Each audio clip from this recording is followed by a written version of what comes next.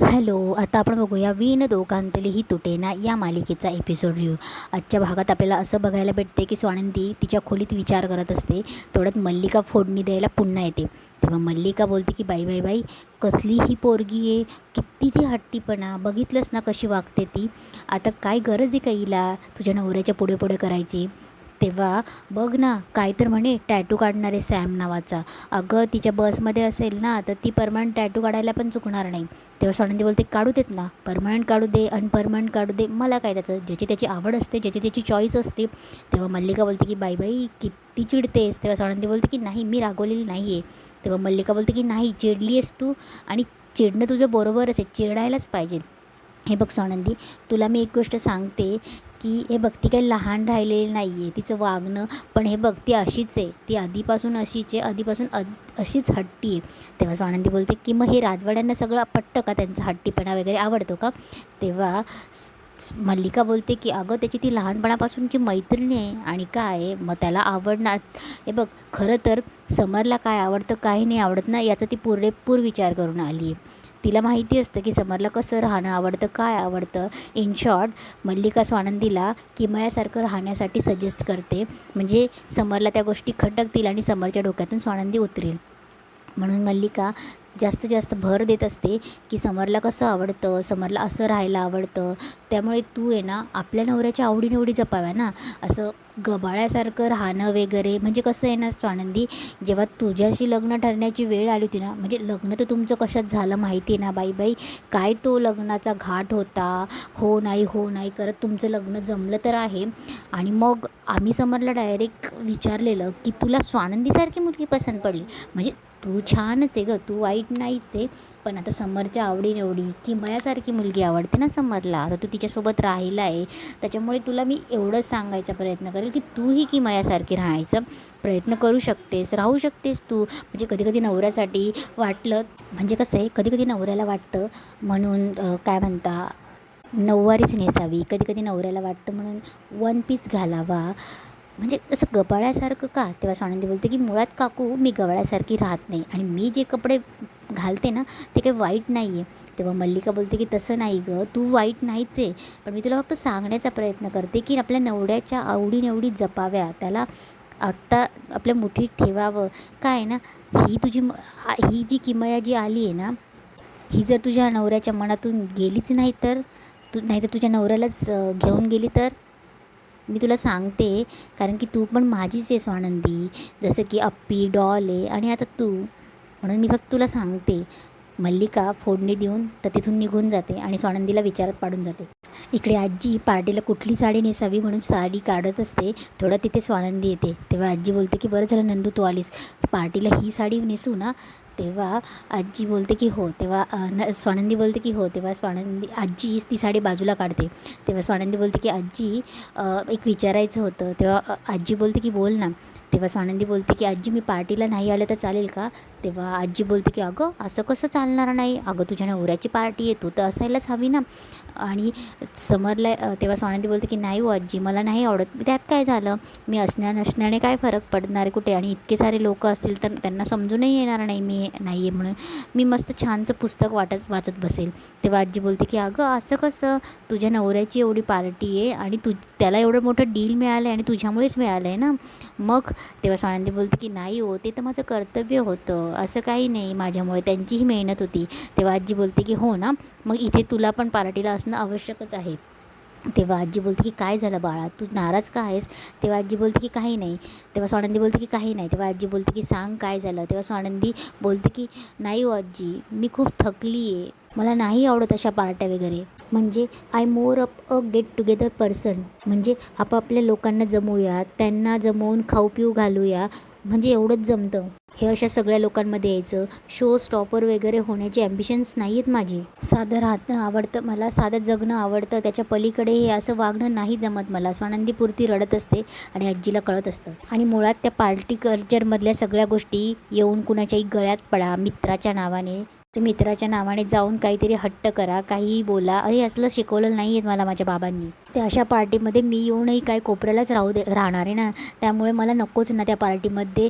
त्यांनी त्या अरेंज केले आहेत ना त्या किमयांनी पार्टी, तर त्यांनाच करू द्यात ना. त्या दोघांना काय गोंधळ घालायचा घालू द्या, काय मिठ्या मारायच्या मारू द्या, काय पकडापकडी खेळायची आहे करू दे, पण मला नाही यायचं आहे त्या पार्टीला. इकडे अर्पिता मल्लिकाकडे काहीतरी पार्सल घेऊन येते, तेव्हा मल्लिका बोलते की मी सांगितलं आहे ते सगळं तसं अगदी केलं आहे ना, आता स्वानंदीला आधी मी कडेपर्यंत आणले, आता कडेलोट काय करायचं ना ते तू बघ म्हणून. तेव्हा त्या दोघी बोलत असतात, तेवढ्यात त्यांना किमया दिसते. किमया गेल्यावर अर्पिता खूप खुश होते आणि बोलते की मम्मा कसली क्लासिक दिसते ही, एकदम कडक असं जळफट. दादाचं तर असं काय मज्जा येणार आहे दादाने जेव्हा तिला बघितलं तर. तेव्हा मल्लिका बोलते मला काय सांगते, जिला सांगायचं तिला सांग जा. इकडे आजी खूप हसत असते, तेव्हा स्वानंदी बोलते की आजी काय झालं तुम्हाला, का हसतायत. तेव्हा आजी बोलते की अगं हसू नको तर काय करू, मी खूप दिवसापासून बघते की किमया आल्यापासून ना तू अस्वस्थ झालेली दिसते ना. अगं मी कधीची नोटीस करतच होते, पण अगं मला एक सांग, तू असं रागवून आपल्याबरोबरची तुलना मुळात दुसऱ्यासोबत करणं हे योग्य आहे का. स्वानंदी बोलते आता राजवाड्यात तर त्या किमयांसोबत कम्फर्टेबल आहेत ना. तेव्हा आजी बोलते की बरं मग काय झालं. तेव्हा स्वानंदी बोलते त्यांची मैत्रीसुद्धा आमच्या मैत्रीपेक्षा चांगली आहे, घट्ट आहे. तेव्हा आजी बोलते की असेल, किमया पिंट्याच्या मागे हात धुवून लागते का, ती त्याची तब्येतीची काळजी घेते का. अगं ती 4 दिवसाची पाहुणी आहे, तू राजवाड्यांची सून आहेस ना, कळतंय का तुला फरक. तेव्हा स्वानंदी थोडी शांत होते आणि बोलते हो पण ते किमया आणि राजवाडे. तेव्हा आजी बोलते काय बोलतेस तू, किती सहज बोलून गेलीस की मी पार्टीला येत नाही म्हणून, आणि किमयाला आणि पिंट्याला त्यांची मजा करू दे म्हणून. तुला खरंच वाटतं का बायकोला सोडून पिंट्या मजा करेल म्हणून, म्हणजे एवढ्या दिवसात तू पिंट्याला काहीच ओळखलं नाहीस. तेव्हा स्वानंदी बोलते की नाही आजी, माझा त्यांच्यावर अविश्वास नाही आहे. अरे देवा काय होतं आहे मला, का मी अशी वागते. तेव्हा आजी बोलते की हे बघ असं डोक्यात काय घेऊन बसलीस तू, हे बघ किमयाची आणि त्याची घट्ट मैत्री आहे मान्य आहे, ती पण हुशार आहे, सुंदर आहे, तुला असूया वाटणं साहजिकच आहे गं, पण त्यामध्ये स्वतःचं भान नाही गेलं पाहिजे नंदू. हे बघ कामाच्या निमित्ताने पिंट्या अशा स्मार्ट फॉरवर्ड बायकांना भेटेल, मग तू प्रत्येक वेळेस अशी अस्वस्थ होणार आहेस का, घाबरणार आहेस का. हे बघ अशी माणसं आयुष्यात येतात जातात, पण नवरा बायकोचं नातं असतं ना हेच खरं सत्य असतं, हे मात्र विसरायचं नाही. तेव्हा स्वानंदी बोलते की पण एक गोष्ट सत्य आहे ना आजी, आमचं नातं त्या काचेच्या भांड्यासारखं आहे, असं त्याला पटकन तडा जाईल याचीही भीती वाटते. तेव्हा आजी बोलते मग ते भांडं जपण्याची जबाबदारी कोणाची. तेव्हा स्वानंदी बोलते माझी. तेव्हा आजी बोलते की मग ते भांडं जपण्याची जबाबदारी कोणाची. तेव्हा स्वानंदी बोलते माझी. तेव्हा आजी बोलते आणि तुझं लक्ष जर सारखं त्या दुसऱ्या भांड्याकडे राहिलं तर मग हातातलं भांडं पडणार नाही तर मग काय.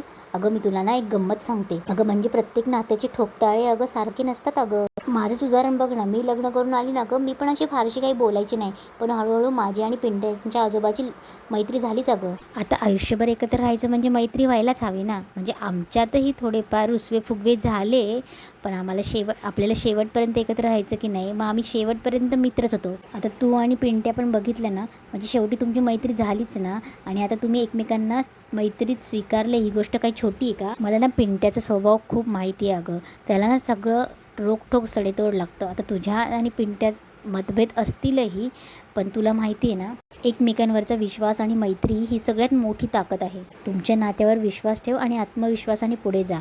तेव्हा स्वानंदी बोलते की हो आजी. तेव्हा आजी बोलते की जा मग आता जा. इकडे स्वानंदी खोलीत येऊन पुन्हा थोडेसे विचारतच असते, तेवढ्या अर्पिता तिला बघते आणि पळत पळत येते आणि धापा टाकत असते. तेव्हा स्वानंदी बोलते की अहो काय झालं तुम्हाला. तेव्हा अर्पिता बोलते की अगं ती पळत आलीस ना म्हणून. तेव्हा स्वानंदी बोलते की काय झालं. तेव्हा अर्पिता बोलते की अगं किमया. तेव्हा स्वानंदी बोलते की बऱ्या आहेत ना त्या. तेव्हा अर्पिता बोलते की नाही त्या बऱ्याच आहेत, पण तुम्हाला माहिती आहे ती किमया अगं तुला माहिती किसली हॉट दिसते ती, म्हणजे मी स्वतः तिच्याकडे आवासून बघत होते, राजवाड्यांच्या 7 पिढ्याने सुद्धा असे ड्रेस घातला नसेल, असली हॉट दिसते ती. तेव्हा स्वानंदी बोलते की अहो हॉट वगैरे शब्द काय वापरतात, सुंदर दिसते असं म्हणा ना. तेव्हा अर्पिता बोलते की अगं हॉटच दिसते, त्याला हॉटच बोलतात, म्हणजे पार्टीमध्ये ना सगळे तिच्याकडे बघतच राहणार आहेत, वेडे होणार आहेत. इकडे किमयाची थोडी थोडी एंट्री दाखवलेली आहे. तेव्हा इकडे अर्पिता बोलते की स्वानंदी ती बरोबरच बोलली होती की माझ्या अपीरियन्सनेच पार्टीला क्लास येईल, अगदी बरोबर बोलली होती ती. तेव्हा अर्पिता तिचं कौतुक करत असते. अगं तिचे सँडल्स एवढ्या हील्समध्ये मी उभंही राहू शकणार नाही आणि तिचे केस कोणालाही हात लावून बघावंसं वाटतील. तेव्हा अर्पिता मुद्दामच स्वानंदीसमोर कौतुक करत असते. अगं किंवा इतकी सुंदर दिसते ना, मला तर असं वाटतं आहे ना की दादा तिच्याकडे बघितल्याच कॉलेजच्या दिवसांमध्ये हरवून जाईल. तेव्हा स्वानंदीला या गोष्टी खटकतात. इकडे किमया मस्त रेडी होऊन येते आणि ती समरला भेटते आणि बोलते की हाय सॅम. तेव्हा आनंद तिच्याकडे बघतच राहतो. तेव्हा समर बोलतो की तोंड बंद कर. तेव्हा तेव्हा किमया बोलते की हाय आनंद, कसा आहेस? आणि निकिता नाही आली. तेव्हा आनंद बोलतो की नाही, थोडं ऊन होतं ना, त्यामुळे थोडं तिला बरं नाही आहे म्हणून. तेव्हा किमया बोलते की काय रे, किती दिवसापासून मी आली आणि आज भेटतोयस तू? तेव्हा आनंद बोलतो की आलो होतो एअरपोर्टला घ्यायला, पण तू दुसरीकडेच होती आणि सकाळी पूजेच्या वेळेस पण तुझं लक्ष आमच्याकडे नव्हतं ना. तेव्हा निकिता बोलते की कशी दिसतेस? तेव्हा आनंद बोलतो की छान दिसतेस तू. तेव्हा किमया बोलते की हो ना, पण तू कौतुक केलं अरे, पण ज्याने करायचं त्याने नाही केलं ना. तेव्हा समर बोलतो की छान दिसतेस तू. तेव्हा किमया बोलते की बघितलं ना, किती बोर आहेस रे तू, किती कंजूस आहेस. तेव्हा समर बोलतो की अगं छानच दिसते, तुला आवडलं ते तू केलंस ना, आम्ही बघ आमच्या अजून तयाऱ्या पण नाही आहे. तेव्हा किमया बोलते की बरं ठीक आहे, चला तुम्ही आवरून घ्या, मी तेच टाईमपास करते. तेवढ्यात समर चालला जातो. तेव्हा आणि किमया आनंदला विचारते की तू? तेव्हा आनंद बोलतो की हां, मी पण बघतो ना आता काय काम राहिलं ते. तेवढ्यात आनंदसाठी कॉफी घेऊन एक स्टाफ मेंबर येत असतो. तेव्हा तो किमयाकडेच बघत असतो. तेव्हा आनंद बोलतो की पुढे बघा आणि द्या कॉफी. इकडे अर्पिता स्वानंदीला भरवाच्या मागे लागलेली असते. ती बोलते की बघ ना, पार्टी कोणाची आहे? दादाची. पैसा खर्च करणारे दादा, ते होस्ट करणारे दादा आणि पार्टी तू डील क्रॅक करणाऱ्या दादाला मदत केली आणि भाव कोण खाऊन जाणार? किमया. तेव्हा स्वानंदी बोलते की नाही असं का करतील ते? तेव्हा स्वानंदी बोलते की त्यांना थोडीफार जाणीव तर असेलच ना. तेव्हा अर्पिता बोलते की खरंच तुला असं वाटतं की किमयाला जाणीव असेल? तेव्हा अर्पिता एकामागे एक स्वानंदीला किमयाबद्दल भरवत असते. तेवढ्यात ती बोलते की एक काम कर, हे बघ, तुला किमयाला टप द्यायची असेल तर तू पण वेगळ्या पद्धतीने रेडी हो ना, मस्त ड्रेस घाल, वन पीस घाल, असं वेगळं काही. तेव्हा स्वानंदी बोलते की नाही असं मी नाही आहे, मी कधी घातलेलंच नाही आहे. तेव्हा अर्पिता बोलते की अगं तुला साडीमध्ये सगळ्यांनीच बघितलं आहे, तुला टप द्यायची ना किमयाला. तेव्हा स्वानंदी बोलते की पण माझ्याकडे असं काही ड्रेस नाही पण आहेत. तेव्हा अर्पिता बोलते की अगं तू कशाला टेन्शन घेते, बघ मी माझ्यासाठी खरेदी करायला गेली होती ना, हे बघ हे तुझ्यासाठी आणलं आहे, हे घाल तू. तेव्हा स्वानंदी बघते आणि बोलते की नाही नको, हे खूपच एक्स्ट्रा होईल. तेव्हा अर्पिता बोलते की हे बघ तुला टब द्यायची हे लक्षात ठेव, आणि जबरदस्ती स्वानंदीच्या हातात थोपवून ती चालली जाते. इकडे स्वानंदी अर्पिताने दिलेला ड्रेस बघत असते. तेवढ्याच समोर फोनवर बोलत येतो. स्वानंदी दचकते आणि पटकन ड्रेस लपवते. तेव्हा समोर फोन ठेवतो आणि बोलतो की काय झालं, तुम्ही असे डचकल्यात का मी आल्यावर, आणि मागे काय लपवताय? तेव्हा स्वानंदी बोलते काही नाही, तुम्ही अचानक असे समोर येऊन उभं राहिलात ना. तेव्हा समोर बोलतो की अहो दरवाजा तोडून आत नाही आलो आहे, मी नेहमीसारखाच आलो आहे, तुम्ही असं विचित्र वियर्ड वागतायत असं वाटत नाही तुम्हाला, काय लपवताय तुम्ही? तेव्हा स्वानंदी बोलते काही नाही, आणि ती पटकन ड्रेस घेते आणि कपड्यात ठेवते. तेव्हा समोर बोलतो की अहो पार्टीची वेळ झाली आहे, खाली यायचं नाही आहे का? पार्टीची सगळी माणसं येत आहेत, चला पटकन, रेडी व्हायला वेळ लागेल. किमया पण रेडी झाली. तेव्हा स्वानंदी बोलते की अरे बापरे. तेव्हा स्वानंदी बोलते की खूप छान सुंदर दिसत आहेत का त्या? तेव्हा समोर बोलते की हा काय प्रश्न आहे, म्हणजे सुंदर तर ती दिसतेच आणि आज अजून जास्त दिसते, त्यात काय? तेव्हा स्वानंदी मनात बोलते की अरे बापरे, मला पण आता काहीतरी सुंदरच दिसायला, असं दिसण्यासारखंच घालावं लागेल. तेव्हा स्वानंदी बोलते की रेडी तर व्हायचं आहे, मी होईल ना रेडी, तुम्ही व्हा पहिले रेडी. तेव्हा समर बोलतो की अहो मला वेळ नाही लागत रेडी व्हायला, बायकांना जास्त टाईम लागतो. तेव्हा स्वानंदी बोलते की असं काही नाही, मला नाही टाईम लागत, मी 5 मिनटात होते, तुम्ही आधी रेडी व्हा, तुम्हालाच वेळ लागतो. आणि रेडी होऊन खाली जा, आणि स्वानंदी तिथून चालली जाते. इकडे आदिरान ते सुद्धा पार्टीला तयार झालेले असतात. सुशेही व्लॉग बनवत असते, तिला अपलोड करायचा असतो. तेव्हा आदिरा बोलते की बाबा आपण सरळ असंच निघून जाणार आहोत का? तेव्हा बाबा बोलतात की हो मग. तेव्हा आदिरा बोलते की मी एकदा ट्राय करते ना, आईंना बोलवते ना, पण त्यांना टाकून मला बरोबर नाही वाटत आहे. तेव्हा स्वानंदीचे बाबा बोलतात की हे बघ, ऑलरेडी ती नाही म्हटली, तिला आता बोलवायला जाणं म्हणजे आपलं मूड खराब करून घेणे, ती भांडणार वगैरे वगैरे. तेव्हा ते सगळे जायला लागतात. तेवढ्यात मंदाकिनी येते आणि बोलते की थांबा मला पण पार्टीला यायचं आहे. तेव्हा स्वानंदीचे बाबा बोलतात की अशा अवतारात तुला पार्टीला घेऊन जाऊ. तेव्हा सुशेही बोलते की मम्मा अगं जरा पार्टीला चाललो आहे आपण, ब्राईट कलरची साडी घालायची ना.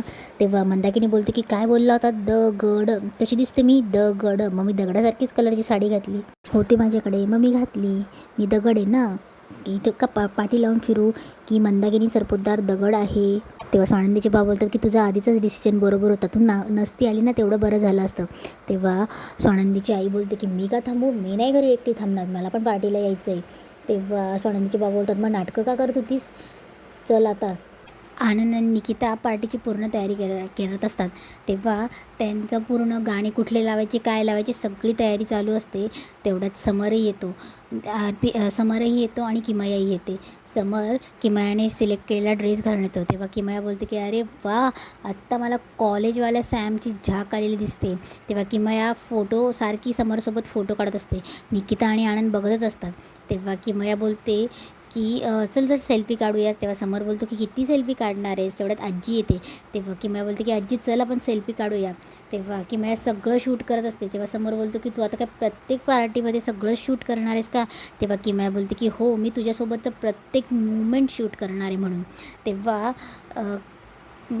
तेव्हा मल्लिका बोलते की छान सुरू आहे हां पार्टी. तेवढ्यात किमया बोलते की अजून सुरू कुठे झाली, आता सुरू होणार आहे, आत्ता मज्जा येणार आहे.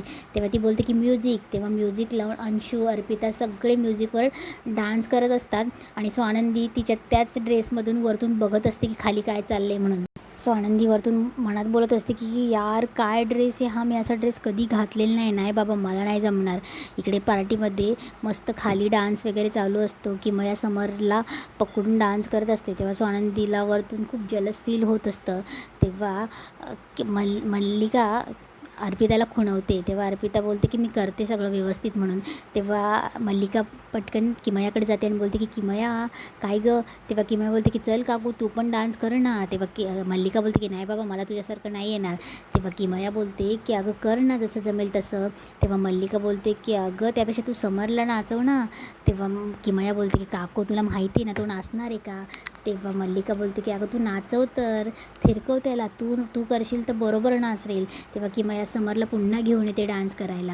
आणि इकडे अर्पिता स्वानंदीकडे जाते आणि बोलते काय गं तू अजून तयार नाही झालीस का. इकडे अर्पिता बोलते की बघितलंस ना किमया दादाला नाचवते, ते त्याच्यासोबत डान्स करते. तेव्हा स्वानंदी बोलते करू द्यावं त्यांना.